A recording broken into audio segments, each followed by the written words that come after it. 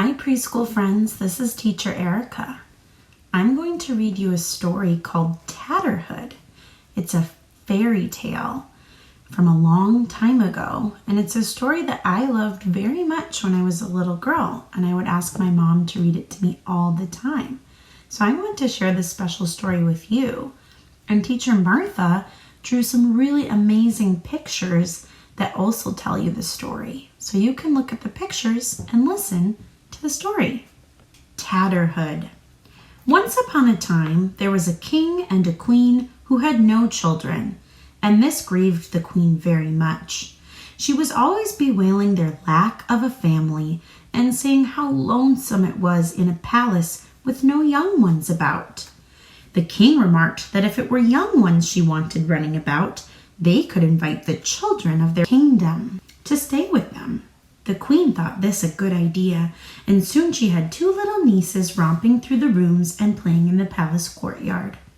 One day, as the queen watched fondly from the window, she saw her two lassies playing ball with a stranger, a little girl clad in tattered clothes. The queen hurried down the stairs. "Little girl," she said sharply, "this is a palace courtyard. You cannot play in here."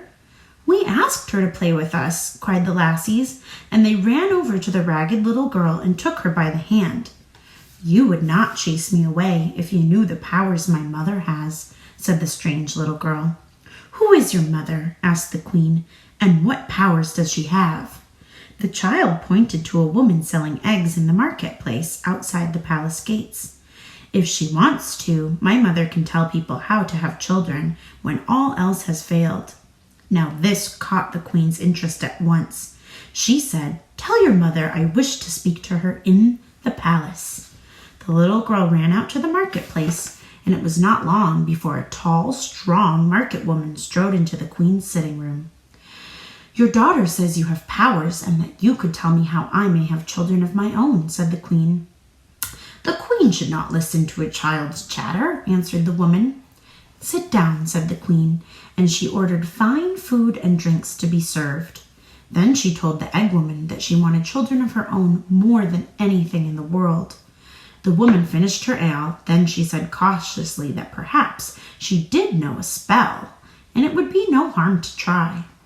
"You must have 2 pails of water brought to you before you go to bed," said the egg woman. "In each of them you must wash yourself, and afterward pour away the water under the bed.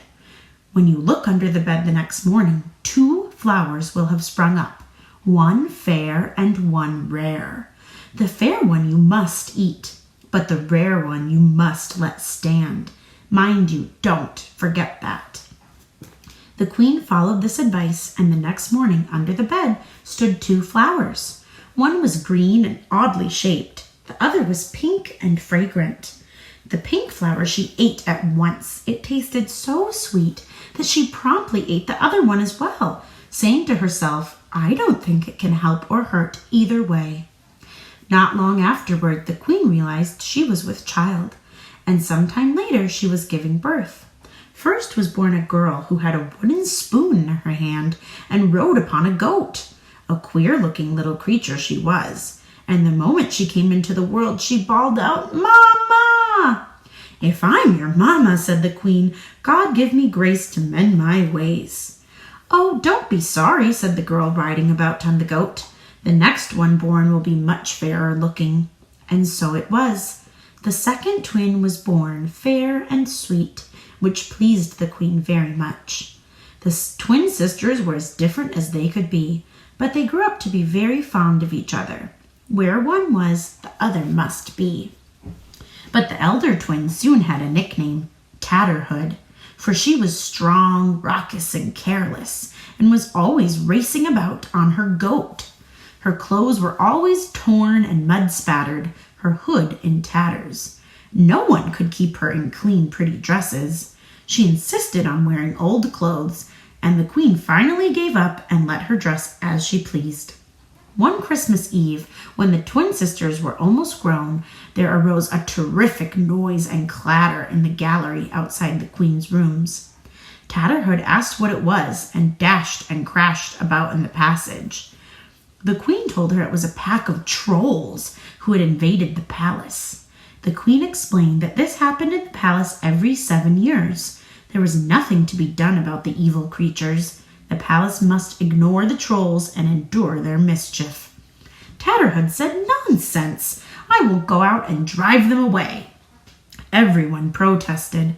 She must leave the trolls alone. They were too dangerous. But Tatterhood insisted she was not afraid of the trolls. She could and would drive them away. She warned the queen that all the doors must be kept tight shut. Then she went out into the gallery to chase them. She laid about with the wooden spoon, whacking trolls on the head or shoulders, rounding them up and driving them out. The whole palace shook with the crashes and shrieking until it seemed the palace would fall apart. Just when her twin sister, who was worried about Tatterhood, opened a door and stuck out her head to see how things were going. Pop! Up came a troll and whipped off her head and stuck a calf's head on her shoulders instead. The poor princess ran back into the room on all fours and began to moo like a calf. When Tatterhood came back and saw her sister, she was very angry that the queen's attendants had not kept better watch. She scolded them all around and asked what they thought of their carelessness now that her sister had a calf's head. "I'll see if I can get her free from the troll's spell," said Tatterhood, "but I'll need a good ship in full trim and well fitted with stores." Now the king realized his daughter Tatterhood was quite extraordinary despite her wild ways, so he agreed to this, but said they must have a captain and crew. Tatterhood was firm. She would have no captain or crew. She would sail the ship alone. At last they let her have her way, and Tatterhood sailed off with her sister. With a good wind behind them, she sailed right to the land of the trolls and tied up at the landing place. She told her sister to stay quite still on board the ship, but she herself rode her goat right up to the troll's house. Through an open window, she could see her sister's head on the wall. In a trice, she leapt the goat through the window and into the house, snatched the head, and leapt back outside again. She set off with it, and after her came the trolls. They shrieked and swarmed about her like angry bees, but the goat snorted and butted with its horns, and Tatterhood smacked them with her magic wooden spoon until they gave up and let her escape. When Tatterhood got safely back to their ship, she took off the calf's head and put her sister's own beautiful head back on her again. Now her sister was once more human. "Let's sail on and see something of the world," said Tatterhood. Her sister was of the same mind, so they sailed along the coast, stopping at this place and that, until at last they reached a distant kingdom. Tatterhood tied up the ship at the landing place. When the people of the castle saw the strange sail, they sent down messengers to find out who sailed the ship and whence it came. The messengers were startled to find no one on board but Tatterhood, and she was riding around the deck on her goat. When they asked if there was anyone else on board, Tatterhood answered that yes, she had her sister with her. The messengers asked to see her, but Tatterhood said no. Then they asked, would the sisters come up to the castle for an audience with the king and his 2 sons? "No," said Tatterhood. "Let them come down to the ship if they wish to see us." And then she began to gallop about on her goat until the deck thundered. The elder prince became curious about the strangers and hastened down to the shore the very next day. When he saw the fair younger twin, he promptly fell in love with her and wanted to marry her.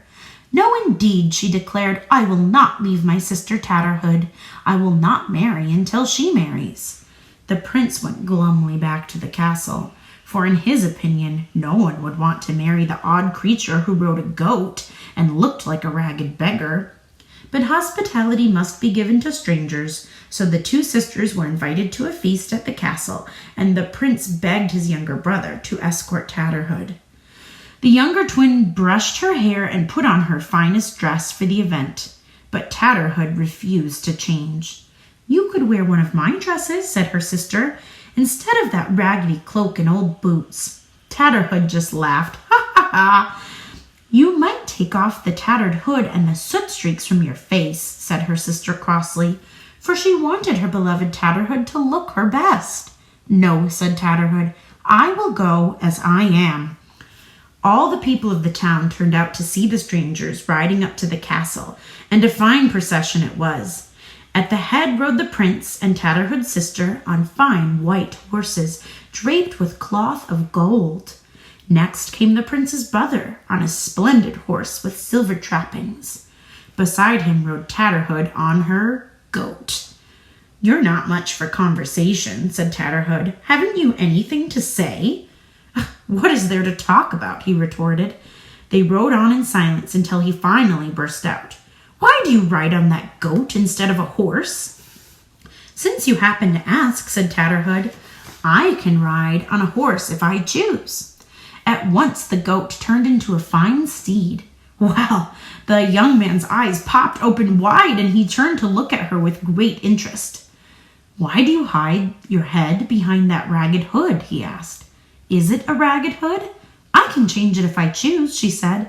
And there, on long dark hair, was a circlet of gold and tiny pearls. "What an unusual girl you are!" he exclaimed. "But that wooden spoon, why do you choose to carry that?" "Is it a spoon?" And in her hand, the spoon turned into a gold-tipped wand of rowan wood. "I see," said the prince's brother. He smiled and hummed a little tune as they rode on.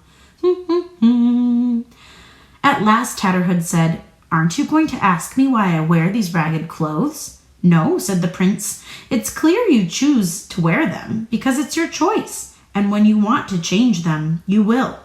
At that, Tatterhood's ragged cloak disappeared, and she was clad in a velvet green dress. But the prince just smiled and said, "The color becomes you very well." When the castle loomed up ahead, Tatterhood said to him, "And will you not ask to see my face beneath the streaks of soot and dirt?" "That too shall be as you choose," said the prince. As they rode through the castle gates, Tatterhood touched the rowan wand to her face, and the soot streaks disappeared. And whether her face now was lovely or plain, we shall never know, because it didn't matter in the least to the prince's brother or to Tatterhood. But this I can tell you. The feast at the castle was a merry one, with games and singing and dancing lasting for many days.